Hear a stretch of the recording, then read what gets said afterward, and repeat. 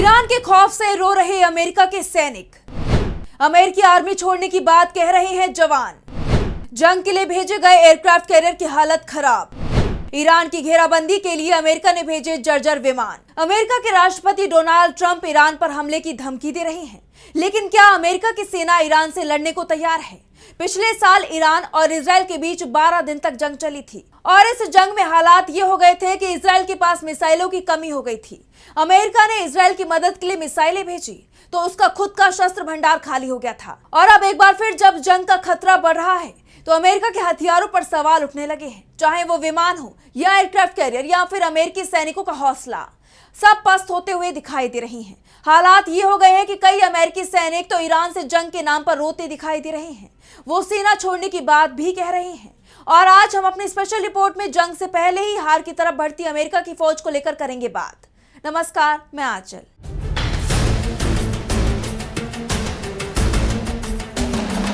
दो 2003 के बाद इस वक्त मिडिल ईस्ट में अमेरिका की सबसे बड़ी सैन्य तैनाती दिखाई दे रही है, लेकिन इसमें एक अंतर भी है। 2003 में अमेरिका के साथ नेटो के सैनिक भी थे, लेकिन इस बार अमेरिका अकेला दिखाई दे रहा है और यही कारण है कि डोनाल्ड ट्रंप ईरान पर हमले की हिम्मत नहीं जुटा पा रही हैं। इस बीच खबर यह भी सामने आ रही है कि अमेरिका जंग के लिए पूरी तरह से तैयार भी नहीं है। मिडिल ईस्ट में अमेरिका की सेना किस तरह की चुनौतियों से जूझ रही है, उसका एक नमूना अमेरिका के एवेक्स यानी airborne warning and control system विमान है। अमेरिका के पास 16 एवेक्स हैं, जिसमें से 6 E-3 सेंट्री एवेक्स विमान इस वक्त यूरोप और मिडिल ईस्ट में हैं। इनमें से 2 विमान पहले ही मिडिल ईस्ट के लिए रवाना हो चुके हैं। एवेक्स विमान को आसमानी आंख भी कहा जाता है, क्योंकि ये विमान 400 किलोमीटर दूर के छोटे से छोटे टारगेट को आसानी से देख सकते हैं। यानी दुश्मन के हमले की तैयारी की हर खबर ये अपनी सेना को रियल टाइम सचेत कर देता है। अमेरिका का E-3 सेंट्री एवेक्स विमान विशेष रूप से हवा और जमीन की निगरानी और कमांड कंट्रोल का काम करते हैं। ये विमान मिसाइल, ड्रोन और अन्य हवाई हमलों का पता लगाने में सक्षम है।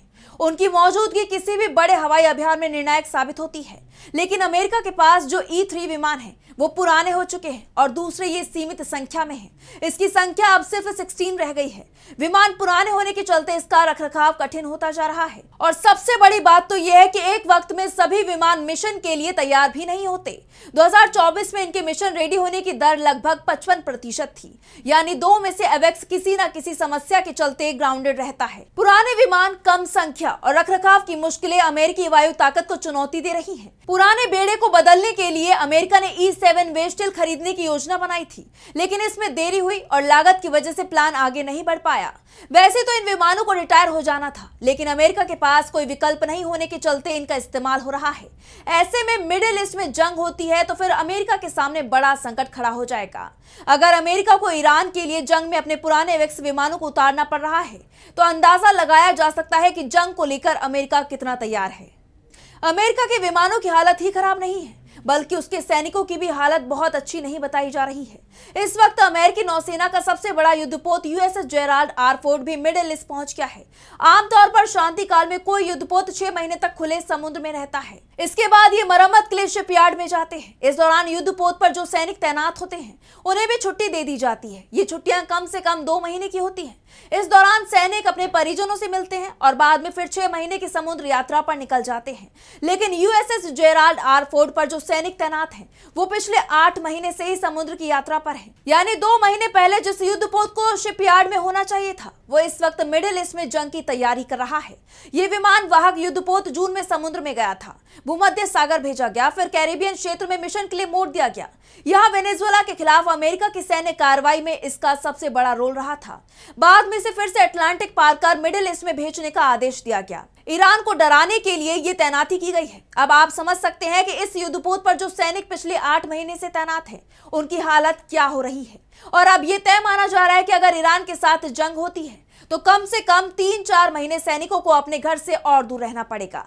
यानी 1 साल सामान्य तौर पर जो एक सैनिक की ड्यूटी होती है उससे 2 गुना ज्यादा वक्त तो इस शिप पर मौजूद सैनिकों को देना ही पड़ेगा। और अगर जंग ज्यादा लंबे समय तक चल गई तो ये समय और बढ़ाया जा सकता है। इसके साथ ही ये अमेरिकी नौसेना के इतिहास में सबसे लंबी लगातार तैनाती का रिकॉर्ड भी तोड़ सकता है। सैनिकों के शिप पर लंबी तैनाती का असर उनके मानसिक स्वास्थ्य पर भी पड़ रहा है। भावनात्मक रूप से भी सैनिक टूटते दिखाई दे रही हैं। इन 8 महीनों में कई सैनिकों के परिवार में शादियां, जन्मदिन और दूसरे जरूरी मौके मौके आए, लेकिन ये जवान अपने परिवार के कार्यक्रम में शामिल नहीं हो पाए। कई सैनिकों के परिवार में किसी न किसी की जान भी चली गई, लेकिन दुख की इस घड़ी में भी सैनिक अपने घर नहीं जा पाया। कई महिला सैनिकों ने तो यहाँ तक कहा है कि वो अपने छोटे छोटे बच्चों से लंबे वक्त से दूर हैं। सबसे बड़ी बात तो यह है कि जब तनाव होता है तो जहाज की गतिविधियों को गोपनीय रखा जाता है, इसलिए परिवारों से संपर्क भी नियमित नहीं हो पाता। कभी कभी 2-3 हफ्ते तक कोई बात नहीं होती, क्योंकि डर इस बात का लगा रहता है कि फोन कॉल के जरिए जहाज की लोकेशन को ट्रेस ना कर लिया जाए। जहाज पर तैनात कई महिला सैनिकों ने तो यहां तक कह दिया है कि इस बार जब वो अपने घर लौटेंगी तो सेना की नौकरी को अलविदा कह देंगी। अमेरिकी सैनिकों की समस्या सिर्फ खत्म नहीं हो रही है, बल्कि समस्याओं का अंबार खड़ा हुआ है। दरअसल अमेरिकी media house wall street journal ने दावा किया है कि अमेरिका के एयरक्राफ्ट कैरियर यूएसएस फोर्ड की लंबी तैनाती का असर जहाज पर भी दिख रहा है। कहने को तो ये इतिहास का सबसे महंगा एयरक्राफ्ट कैरियर है, लेकिन ये अपने ही क्रू के लिए बेसिक सफाई की व्यवस्था नहीं कर पा रहा है। ये समस्या जनवरी से चल रही है, जब युद्धपोत को कैरेबियन में तैनात किया गया था। तब तक इसकी समुद्र में तैनाती को 6 महीने का वक्त हो चुका था। इसे शिपयार्ड में मरम्मत के लिए होना था, लेकिन ये मिडिल ईस्ट में फंस गया। ऐसे में जहाज की सीवेज सिस्टम दम तोड़ते दिखाई दे रही हैं। कई टॉयलेट काम नहीं कर रहे, जिस कारण सैनिक परेशान दिखाई दे रहे हैं। क्रू को 45 मिनट तक टॉयलेट लाइन में लगना पड़ता है। पूरे जहाज पर 650 टॉयलेट हैं, जो वैक्यूम टेक्नोलॉजी से चलता है। हालांकि नौसेना का कहना है कि समस्या नियंत्रण में है। इन तमाम परेशानियों के चलते ही अमेरिकी सेना चीफ भी ट्रंप से कह रही है कि बातचीत के जरिए ही ईरान मुद्दे का समाधान कर ले, क्योंकि अमेरिका इस वक्त जंग लड़ने की स्थिति में नहीं है। जिस हथियारों की धमकी ट्रंप दे रही हैं, उनमें जंग लग गया है। सैनिक हताश दिखाई दे रहे हैं, परेशानियों का अंबार लग रहा है। और दूसरी बात यह कि दुश्मन कमजोर नहीं है, बल्कि वो पिछले 1 साल से अमेरिका से जंग लड़ने की तैयारी ही कर रहा है। 1 साल से ईरान की सेना और सरकार ये बात लगातार कह रही थी कि अमेरिका से जंग तो होनी है, बस ये कब होगी ये तय नहीं है, लेकिन जल्दी होगी ये तय है। और अब हालात सामने हैं। अमेरिका की सेना ईरान की घेराबंदी कर खड़ी हुई है।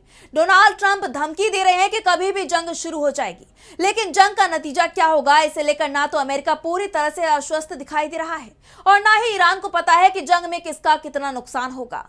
लेकिन ये जरूर तय है कि इस बार जबरदस्त तबाही मचेगी, और इसकी तबाही का असर सिर्फ मिडिल ईस्ट में नहीं दिखाई देगा, बल्कि पूरी दुनिया देखेगी। यहाँ तक कि इस बार तबाही का असर अमेरिका तक भी पहुंचेगा।